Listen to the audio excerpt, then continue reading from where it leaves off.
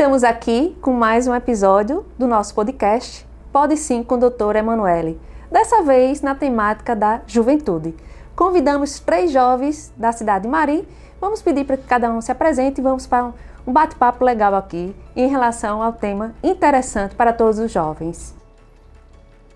Pré-candidata doutora Emanuele, é um prazer estar aqui com a senhorita. Eu me chamo Rafael Pedro de Oliveira, ou Rafael Pedro, meu nome principal. Eu tenho 21 anos, sou um jovem da cidade de Mari, aqui na Paraíba. Eu já fui intercambista do programa Giramundo em 2020, eu viajei para o Canadá e fiquei 4 meses lá. E hoje estamos aqui, né, nesse podcast, querendo discutir temáticas que se correlacionam com o público jovem da nossa cidade. E, além disso, eu gostaria de tentar compreender um pouco, esclarecer como é que a sua proposta de governo se relaciona com a juventude de nossa cidade. Olá, doutora Emanuele e a todos presentes. Meu nome é Adriana Gonçalves, eu tenho 17 anos e estou aqui para também dialogar com todos vocês sobre uma gestão exemplar que a doutora poderia dar para a nossa cidade. Olá, saudações, doutora Emanuele, a todos presentes aqui também na bancada. Eu sou Emerson Aloísio, tenho 26 anos, sou concurseiro, sou técnico de enfermagem, sou radialista da minha cidade e é um prazer aqui estar discutindo sobre essa pauta tão importante que é a juventude. Então, pessoal, estamos aqui, vamos iniciar nosso diálogo, nosso debate. Fiquem à vontade aí para os questionamentos e o que eu puder colaborar e contribuir para tirar todos e esclarecer todas as dúvidas, estamos aqui para isso. Rafael. Tudo certo. Doutora Emanuele, hoje nós iremos discutir temáticas que elas são bem abrangentes, mas principalmente a gente vai tocar em assuntos primordiais, relevantes para o nosso público jovem de nossa cidade. E eu gostaria de iniciar esse bate-papo, esse diálogo, com a primeira pergunta que está ligada com o tema esportes.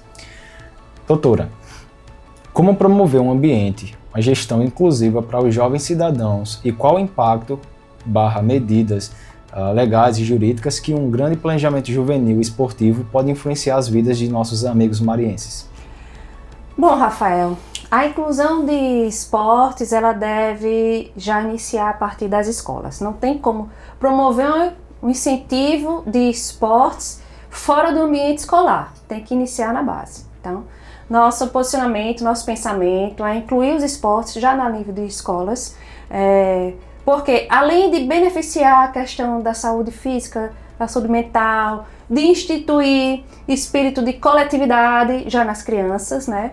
Também vai garantir uma segurança aos pais, no quesito de quanto mais tempo aquela criança está em atividades extra-escolares, digamos assim, normais de estudo.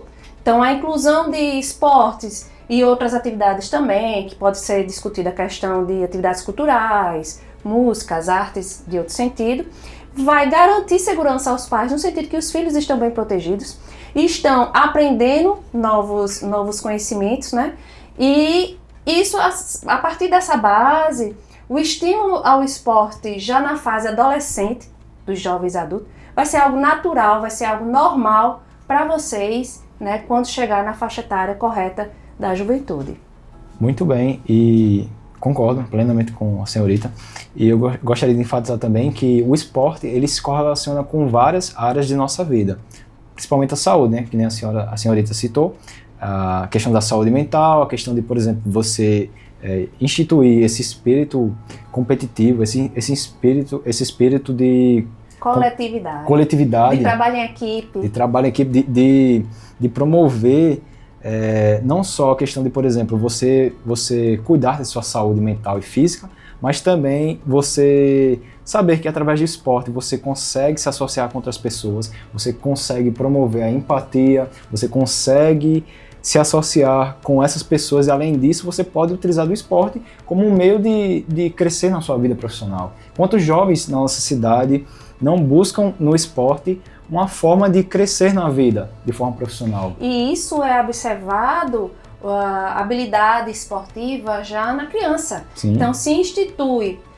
políticas esportivas, o esporte dentro das escolas, você começa a perceber a habilidade e perfil das crianças para futuros atletas. Exatamente, e além disso, complementando a minha última fala, além de todos esses aparatos, de todos esses benefícios que o esporte oferece para nossos jovens e para as pessoas em si, também tem a questão do desenvolvimento das competências das competências interpessoais e intrapessoais, porque, que nem a senhorita citou, quando você busca o esporte uma forma de se desenvolver plenamente, ativamente, você embarca numa jornada de autoconhecimento, de desenvolvimento de si próprio, e além disso você consegue se relacionar melhor com os seus cidadãos, seus amigos, com a sociedade e com o meio que você vive, assim buscando integrar mais essa plena participação do cidadão na sociedade. Como vocês já sabem, eu trabalho com a agropecuária. Eu sou pecuarista e agricultora, representando a juventude da zona rural da nossa cidade, Mari. E sabemos, com várias pesquisas, que os jovens não estão querendo ficar na zona rural, por ter trabalhos mais árduos, terem mais dificuldades para continuarem no campo, por não terem um incentivo, uma assistência necessária. Eu gostaria de saber em relação à tecnologia. O jovem, como está bem ativo ali nas redes sociais, mais interessados em notebook, celular, o que você teria para a juventude do campo relacionado à tecnologia, para eles continuarem no agro com a tecnologia? Então vamos lá. Falar sobre o agro tem que falar, inclusive, da necessidade de fortalecer a agricultura no município, principalmente a agricultura familiar.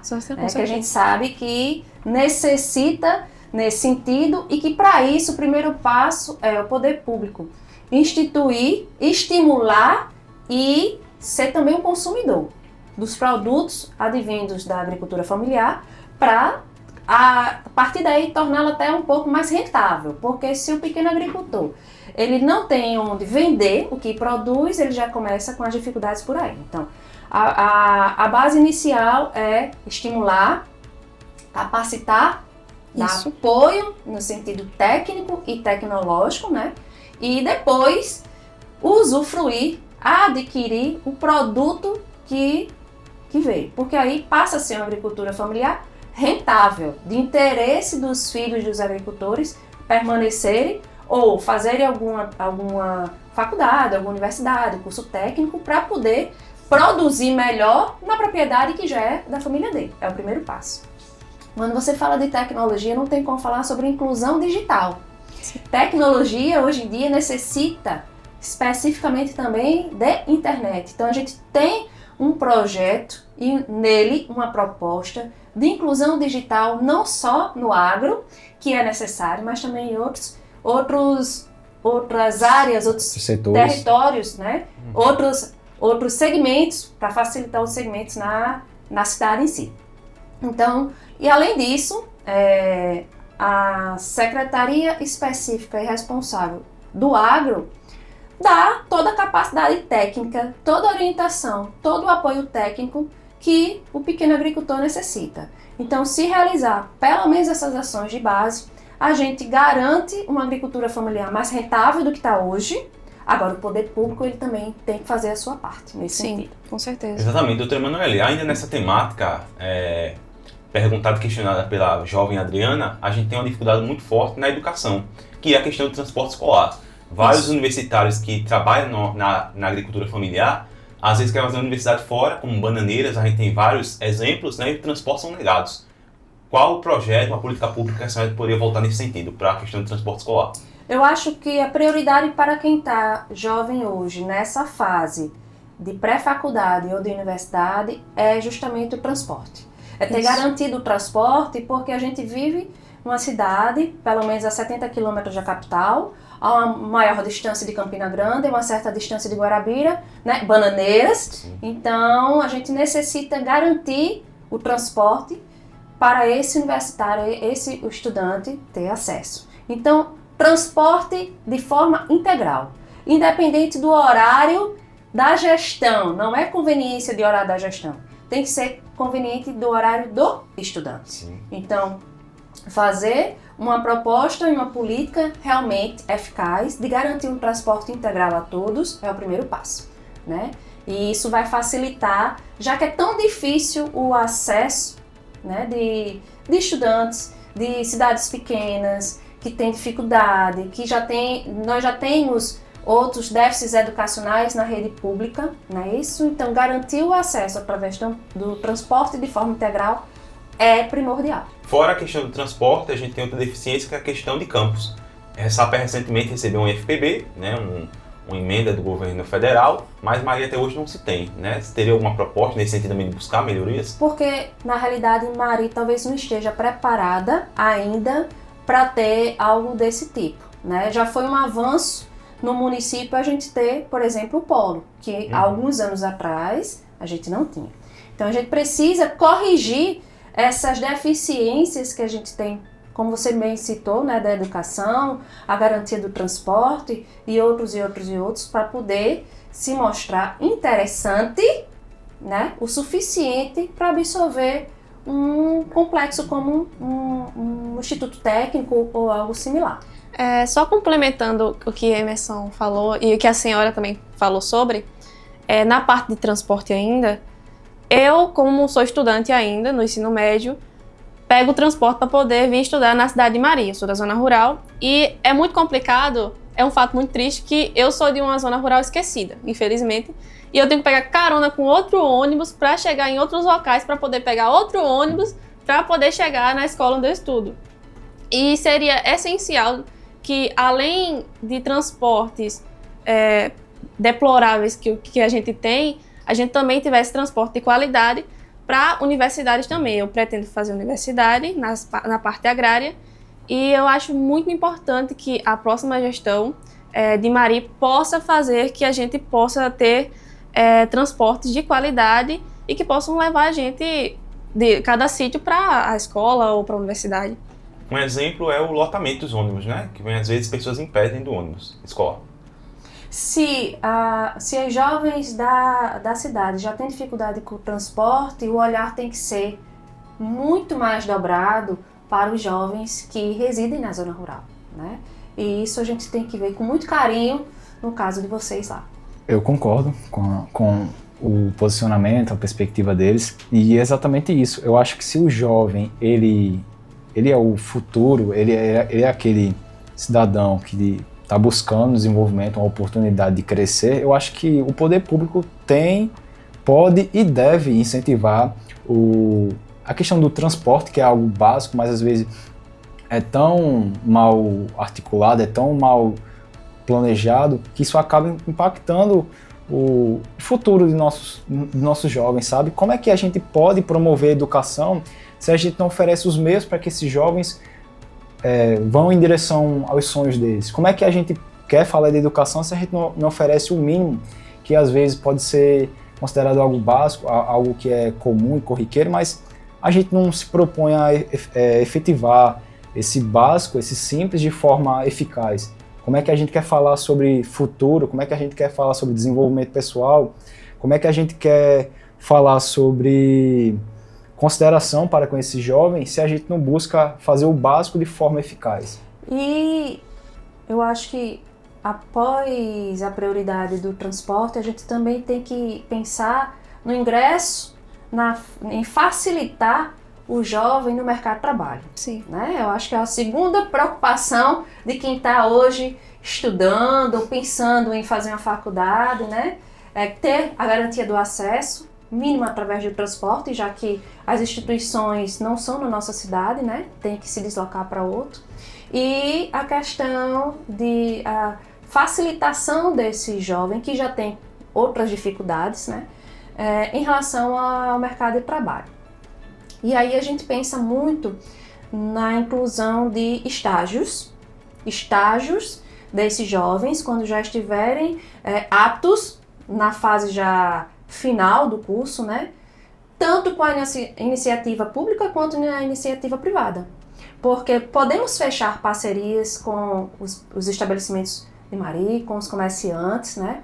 Para que absorvam, e dando incentivos fiscais, outros tipos de incentivos pelo poder público, absorvam esses jovens já no período de estágio, remunerado, porque ele tem um pequeno valor que é do estágio, mas já ajuda nas despesas dele com livros, com lanches, com algum evento que queira participar, alguma qualificação, e também ajuda a questão da ampliação a nível de comércio, porque se eu estou contratando estagiários, eu estou tentando ampliar, né, meu comércio, meu estabelecimento, e também o jovem já sai com uma certa experiência dentro do mercado de trabalho. Porque hoje em dia o mercado de trabalho para jovens que são inexperientes, que não têm uma comprovação de experiência, ele já tem dificuldade em relação àquele que já tem. Então são coisas, políticas que estão sendo propostas, que a gente está com esse posicionamento, pensado justamente isso, na parceria com as potencialidades que tem no município, também no poder público. Podemos absorver nas redes de serviço de saúde, no seu caso, Emerson, que você está fazendo um curso de educação física, então futuramente você vai precisar estagiar, adquirir já experiência para não chegar no mercado de trabalho solto, né? Na rede de escolas, nas escolas públicas, podemos absorver também esses estudantes, esses universitários, né? Que fazem pedagogia, que fazem história, fazem geografia, enfim, N situações, e também dentro de outros setores da administração. Aqueles jovens que estão cursando, por exemplo, administração, contabilidade, economia, enfim, há uma gama de possibilidades, certo? Desde que seja em parcerias, tanto com a iniciativa privada para isso, e com o poder público também, que é fundamental. Exato, doutora. Manoel, a gente tem outro público também, que são os adolescentes que desistem do ensino médio para colocar sustentabilidade de casa, né? Você desiste do ensino médio, né, para trabalhar mais cedo, né? E qual a política para incentivar esses jovens a terminar o ensino médio? Bom, você está falando do famoso EJA, né? Porque Isso, quando EJA. o jovem ele sai, que faz o abandono, na verdade, que você tá falando é o abandono escolar, né? Inclusive que vem aumentando em Maria a taxa de abandono escolar, porque vem diminuindo ao longo dos anos a quantidade de alunos inscritos no período normal, que deveria estar enquanto tivesse criança e adolescente, e aumentando o número de alunos na educação de jovens e adultos. Isso é preocupante. Então, esses jovens, né, eles devem ter um ensino, geralmente é noturno, eles devem ter um ensino um pouquinho mais dinamizado,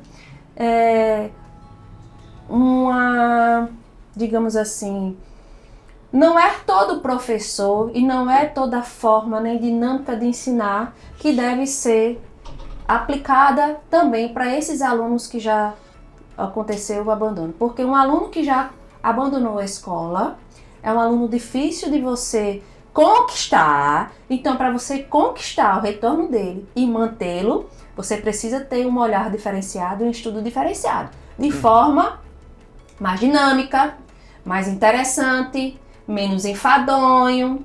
Então, os professores e toda a rede escolar que vai trabalhar com esses alunos que já saíram da época normal, que estão como jovens, né, entrando no ensino de jovens e adultos, tem que ter uma forma de educar diferente, certo? Mais acolhedora, mais interessante, mais dinâmica, para poder conquistar e mantê-lo lá. Além disso, a gente pode incluir cursos profissionalizantes para aqueles que desejam, e vários cursos, utilizando inclusive alguns ambientes, alguns locais da própria prefeitura para ofertar esses cursos. Exemplo, nós temos na cidade de Mari um galpão fechado, que é público, que não está utilizado e não está terminado. Por que não colocar ali cursos profissionalizantes de marcenaria, de pintura, de pedreiro, pegando essas pessoas, treinando, ofertando curso dentro de uma obra que inclusive está inacabada e precisa ser finalizada. E a gente une o útil ao agradável, porque a gente faz o que deve ser para finalizar e dar utilidade pública a um prédio que é inacabado, e a gente utiliza mão de obra treinando e capacitando. Doutora, eu tenho uma pergunta em relação à política em si. O que teria para nós, para a juventude, na sua gestão, já que você é pré-candidata, na sua sugestão, o que teria para os jovens na política, além de dar sugestões e opinar sobre? Você deve estar falando de forma institucional, Isso. na organização política-administrativa do município, né? Hoje, a organização política-administrativa do município não compõe, ela é restrita a poucas secretarias e a poucos setores. Na realidade, há uma necessidade, sim, não poderia dizer de imediato agora se seria a título de secretaria, a gente deve pelo menos fazer uma análise e um estudo prévio, mas se não secretaria, algum setor específico destinado a trabalhar com a juventude no município. Que seja uma secretaria da juventude e se não puder ser, a depender de uma análise mais técnica, a gente faria um setor ou um órgão responsável para executar as políticas públicas para a juventude de Marília. E falando da participação do jovem na política, tem também jovem aprendiz. A gente, como jovens, poderíamos participar das secretarias com um jovem aprendiz, olhando como que vocês trabalham na Secretaria de Agricultura, na Secretaria de Educação, na Secretaria de Saúde. Corretamente. Então, seria, como foi bem falado, a questão dos estágios. E um estágio remunerado, porque dava uma contrapartida de algum valor para que aquele estudante custeasse as outras despesas, porque quem é universitário, a gente sabe que não é só o transporte, sim. Né? Muitas vezes precisa comer alguma coisa porque já saiu de casa atrasado, muitas vezes precisa comprar uma apostila, ver um livro, pagar algum material, participar de algum evento. Então, o jovem, ele tem outras despesas enquanto estiver dentro do processo de universidade. Doutora, ainda nessa área da juventude com a educação que é interligada, é indiscutível, né? A gente tem outra problemática que é o abandono da biblioteca pública. O município de Mari hoje não tem mais uma biblioteca, dizem que tem, mas a gente não sabe se funciona, né? A gente tem até um dado importante que na Argentina, todas as casas ela tem uma prateleira de livros para que os jovens já comecem a aprender de casa. Mas a realidade de Mari é diferente, porque dentro da própria biblioteca não se tem hoje. Né? Ou se tem, né? Não se tem arquivos novos, né? Como é que a senhora resolveria esse problema também? Bom, a biblioteca de fato existe, está lá, ela eu não diria nem subutilizada, ela não é utilizada, porque precisa ter mudanças em relação a torná-la de interesse para a sociedade, e principalmente para os jovens. Agora, não tem como não falar que hoje em dia os livros são virtuais. A internet hoje facilitou muito o conhecimento, facilitou muito o acesso, mas ainda tem um custo. Sim. As pessoas precisam custear, pagar quando quer um livro, quando quer ler alguma coisa, quando quer algum arquivo, algum material, inclusive. Para quem é universitário, está sempre fazendo trabalhos na universidade e precisa pesquisa, né? Precisa pesquisar, né? Então, seria interessante, e nosso pensamento é formar, aprimorar o acervo, mas também colocar a possibilidade de um acervo virtual, de livros, materiais e arquivos, e a possibilidade também, não só de já colocar fixo. Dá um exemplo, Emerson, você está fazendo o curso da Educação Física, e você vai em busca lá na biblioteca e não consegue encontrar, mesmo nos nossos arquivos digitais, que hoje não tem, a biblioteca não tem, certo? Se tiver, está em defasado, até porque as escolas também necessitam ter essa questão da inclusão digital nas escolas, da modernização e da inclusão da tecnologia dentro das escolas municipais, né? Os alunos hoje necessitam, qual é o aluno ou o jovem, ou a criança, até a criança, ela sabe utilizar bem o celular. Sim. Então, não tem como correr disso. Tem que ser implantado na escola a inclusão digital, uma boa internet, um bom equipamento de informática para que os livros, as pesquisas, até as aulas, as videoaulas, sejam de forma digital. E na biblioteca também a possibilidade, desde que você comprove que realmente, de fato, é aluno, e da rede pública, de preferência, não encontrando determinado acervo, não encontrando determinado arquivo, não encontrando determinado livro, que a biblioteca adquira e depois lhe conceda para seu estudo, seu material e sua pesquisa. Tem também a falta de laboratórios, que é de extrema importância. Nós jovens que estudamos química, por exemplo, não podemos colocar em prática por falta de laboratório, seja lá de química e de outras coisas também para a gente testar, fazer testes.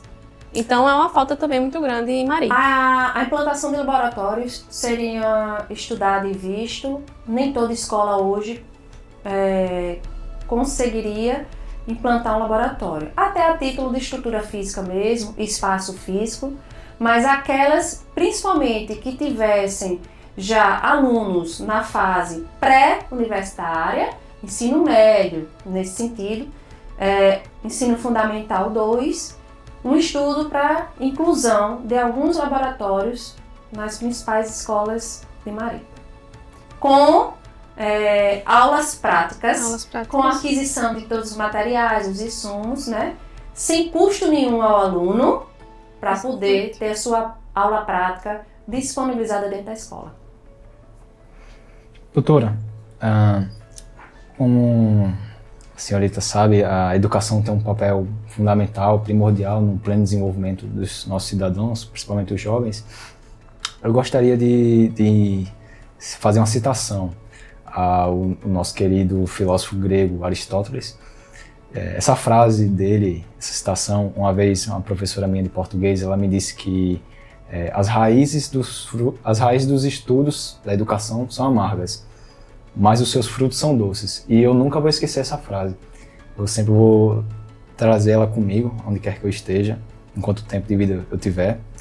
Mas eu gostaria de dizer que, por exemplo, como é que a educação influencia a vida no pleno desenvolvimento de nossos jovens? Como a educação se interliga com a sociedade e o seu desenvolvimento coletivo, e como os mecanismos legais podem promover medidas eficazes, inovadoras, sustentáveis e replicáveis, a exemplo da gestão governamental de Ciro Gomes no estado do Ceará. Como é que você conseguiria promover e estimular desenvolvimento artístico, seja na literatura, através de instrumentos musicais, através das artes cênicas, através de pintura, de teatro, de línguas. Como Você é um exemplo. Como foi que você fez um intercâmbio? Como foi a questão da língua inglesa? Eu não tinha tanto interesse assim, conforme eu desenvolvia como pessoa, mas eu sabia que a linguagem, o advento, a promoção dessa educação na vida pessoal poderia me ajudar a alçar voos maiores.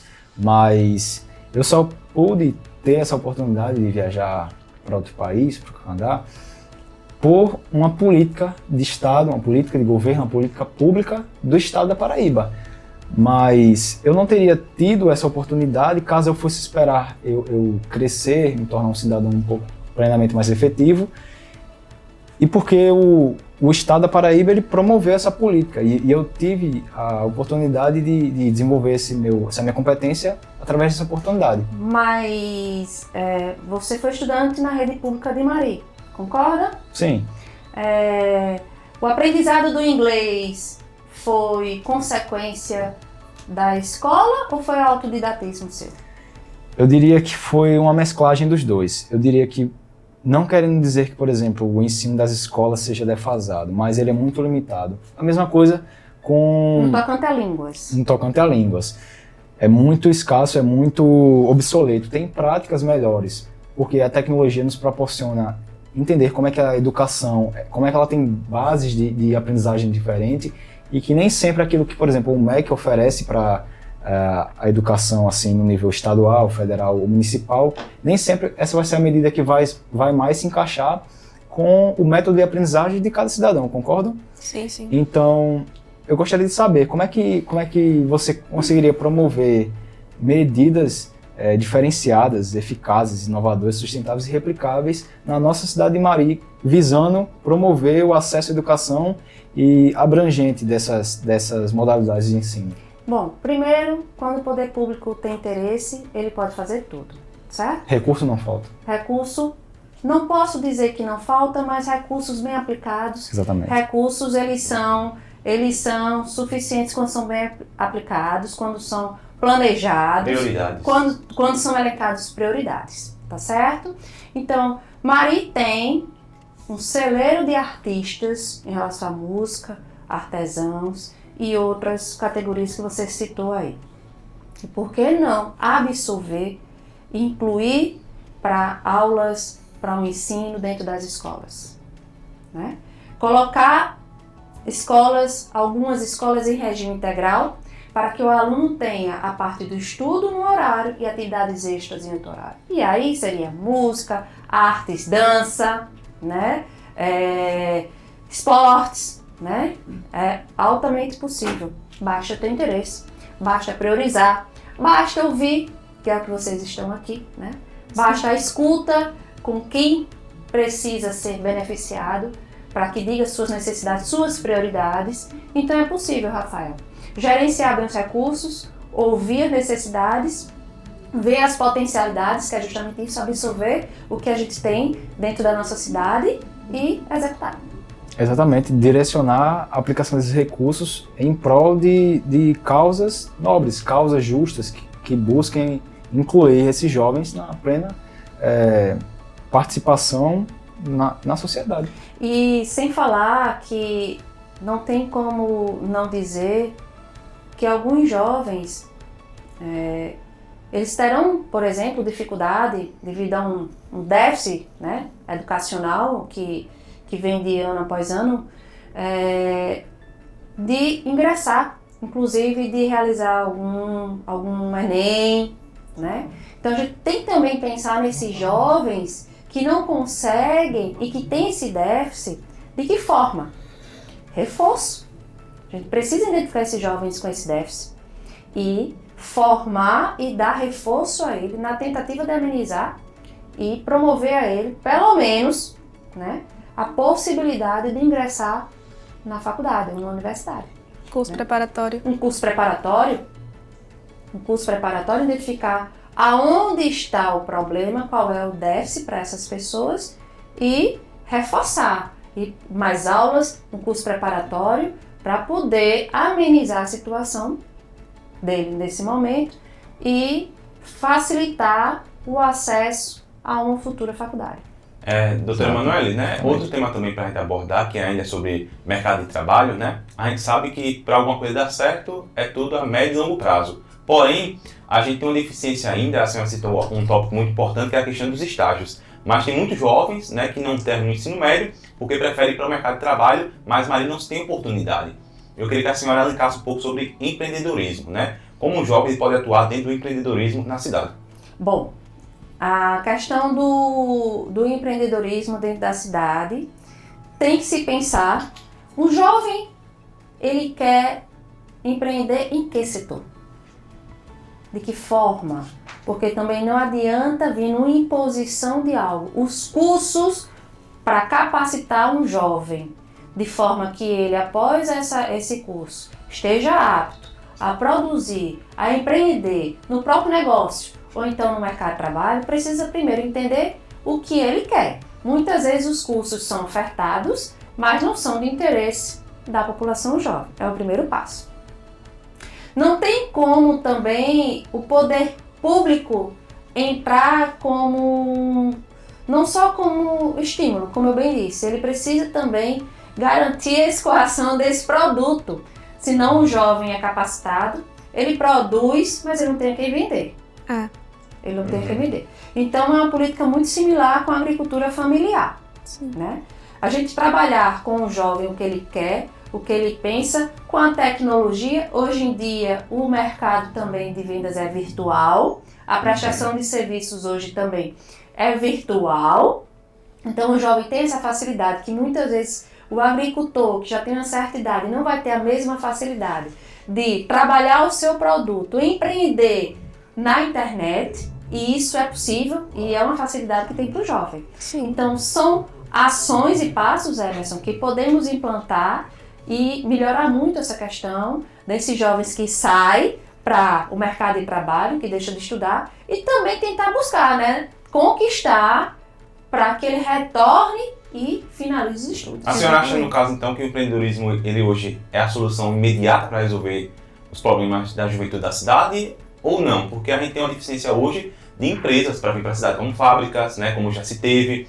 A gente tem um exemplo, né, do que o próprio, né, agricultor, né, o Adelaide, citou, né, na rádio local recentemente, né, sobre até a deficiência de que os próprios agricultores vendem, né, um produto e o próprio poder executivo da cidade não compra. Né? Então, como acreditar até no potencial da cidade nesse quesito? Pelo poder público. Tem que ter a mudança de governo, de gestão e de modelo de gestão e de interesse do poder público. Porque com essa mudança, o poder público tem que ser visto como parceiro nesse sentido. Então, ao ser visto como parceiro, parceria é você produzir e o outro colaborar.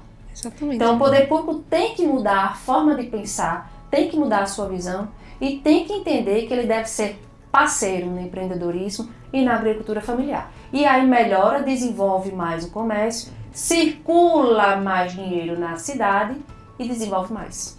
Com certeza. E principalmente, se tratando de todas essas áreas, tem um incentivo.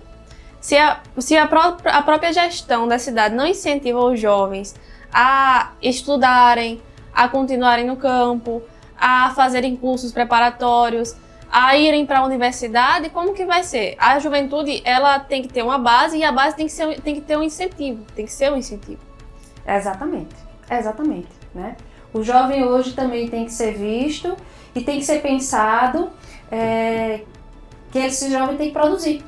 Ele tem que ajudar o desenvolvimento da cidade, ele tem que produzir, ele tem as necessidades dele de lazer, ele gosta de ir para festa, ele gosta de socializar com os jovens, né? Ele gosta de assistir um filme, de estar na internet, então tem que favorecer isso que o jovem gosta, mas também que deixar a responsabilidade que ele tem que produzir, ele tem que gerar desenvolvimento aí para a cidade. Quero agradecer, né, Rafael, agradecer a Adriana, a Emerson. Estamos finalizando mais um podcast, Pode Sim com o Dr. Emanuele, sobre a temática da juventude. Quero convidar vocês a nos seguirem nas nossas redes sociais e no nosso canal do YouTube. Deixo a palavra aí para vocês para a finalização. Foi uma ótima conversa, foi um ótimo diálogo. Foi muito bom ter essa oportunidade com nossos amigos Emerson, Adriana e a nossa querida pré-candidata a prefeita, doutora Emanuele. É ótimo saber que a senhorita quer dar voz, quer dar o espaço para nós jovens oferecer os nossos pontos de vista e saber integrar isso a um plano e a um projeto de governo que a senhora se propõe a entregar. Muito bom. Muito obrigada, doutora Emanuele. É muito gratificante saber que você está levando os jovens a sério. E obrigada também por responder as nossas perguntas, foram perguntas muito importantes.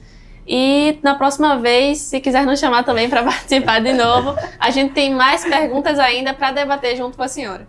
Eu também quero aqui agradecer, doutora Emanuele, pelo convite, a Rafael, a Adriana, e é importante que a juventude possa construir junto com os nossos políticos da cidade, porque é importante saber, né, escutar os nossos anseios, né, as nossas deficiências, e a partir desse momento que a gente está bem encaminhado, e parabenizar também a senhora por essa escolha.